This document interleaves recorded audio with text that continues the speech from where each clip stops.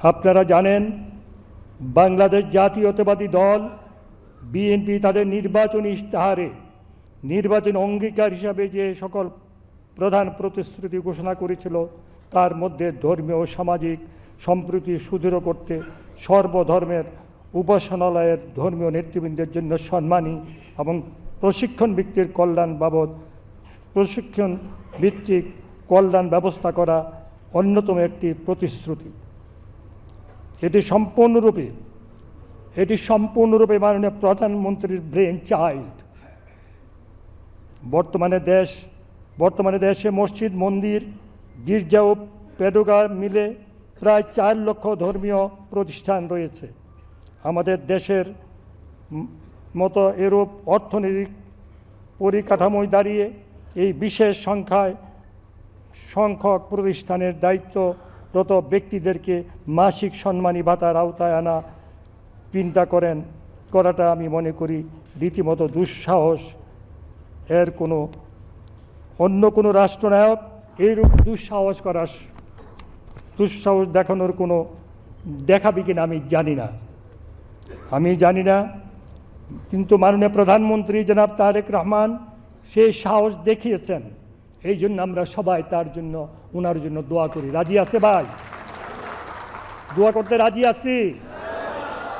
আমরা সারা বাংলাদেশের ইমাম, মুয়াজ্জিন, খাদেম, অন্য ধর্মগুরু যারা আছে তাদের বিবেচনা অনুরোধ করব আপনারা সবাই ওনার জন্য দোয়া করবেন। বিশেষ করে মুসলমানরা 2 রাকাত নফল নামাজ পড়ে ওনার জন্য দোয়া করবেন।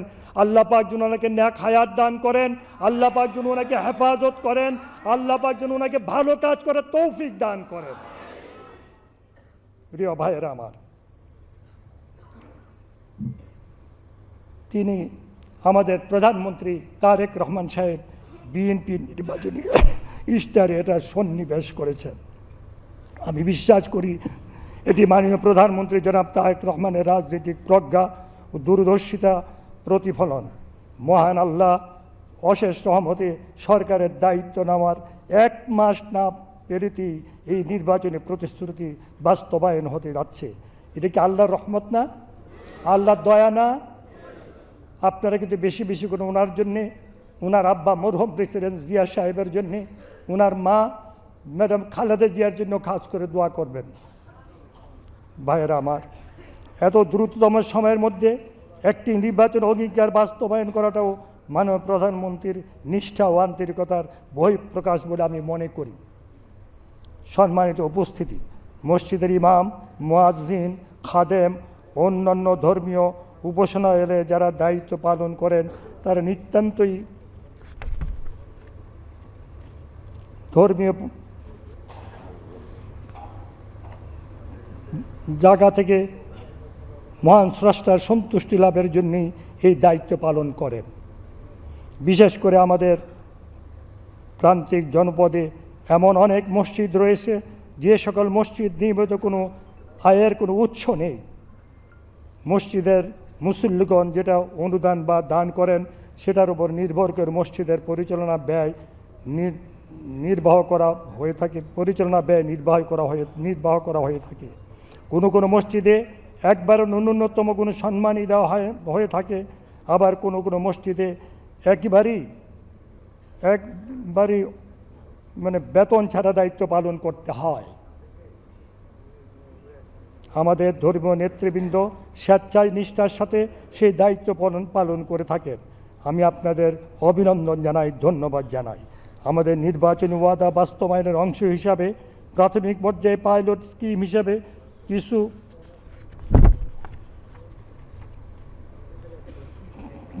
4,908টি মসজিদ, 110 মন্দির, 144টি বৌদ্ধ মন্দির ও 316টি গির্জাকে মাসিক সম্মানের আওতায় আনা হয়েছে।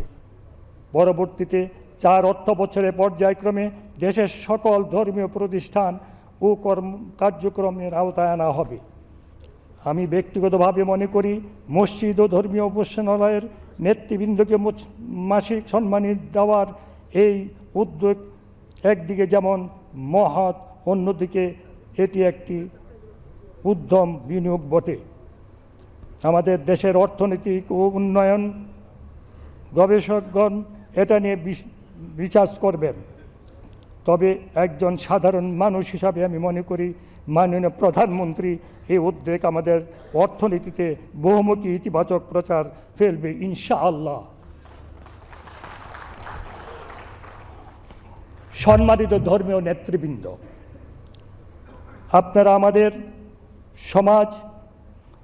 আমাদের সমাজে অত্যন্ত সম্মানিত ব্যক্তি।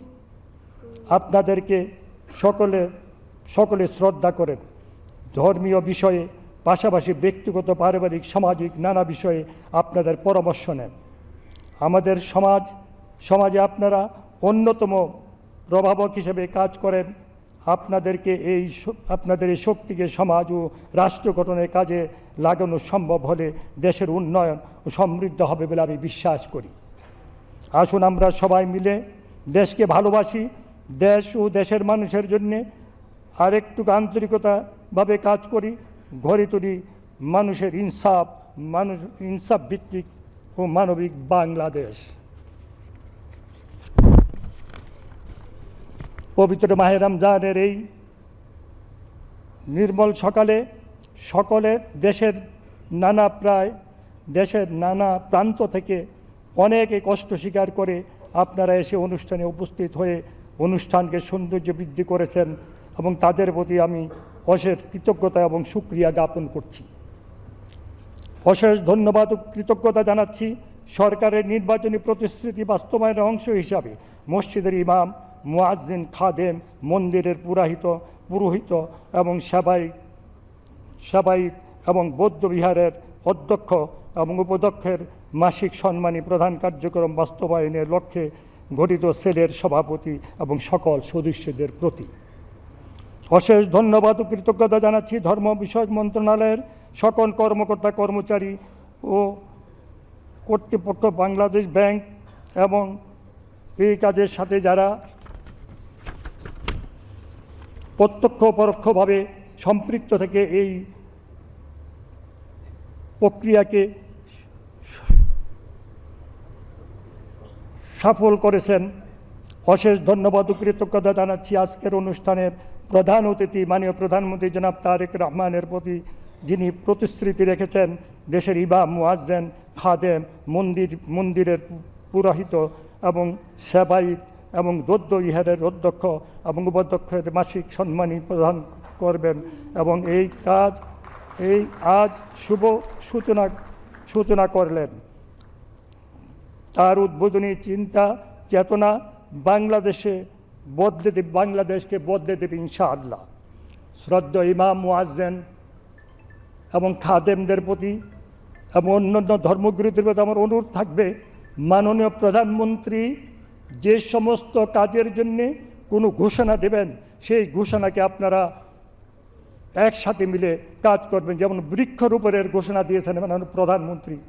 বাংলাদেশে প্রায় 4 লক্ষের অধিক ইমাম, মুয়াজ্জিন রয়েছেন।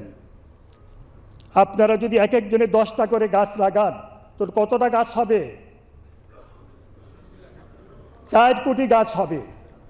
আজকে মাননীয় প্রধানমন্ত্রীর সামনে বলে যান যে আমরা ইমাম, মুয়াজ্জিন এবং খাদেম এবং আমরা যারা অন্যান্য ধর্মগুরু আছে সবাই মিলে এক একজনে 10টা করে গাছ লাগাবো আপনার ঘোষণার পরিপ্রেক্ষিতে। রাজি আছেন আপনারা? আমরা একটা পরিবারের মতো কাজ করব। আমরা জনাব তারেক রহমান সাহেবের একটা পরিবার, রাজি আছি।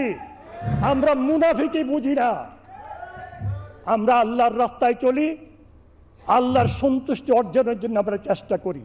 আল্লাহর সন্তুষ্টি অর্জনের জন্য যা করা দরকার আমরা তাই করব ইনশাআল্লাহ। আর যা চান তাই হয়, আল্লাহ যা চান না তা কখনো হয় না। এটা আমাদেরকে বিশ্বাস রাখতে হবে।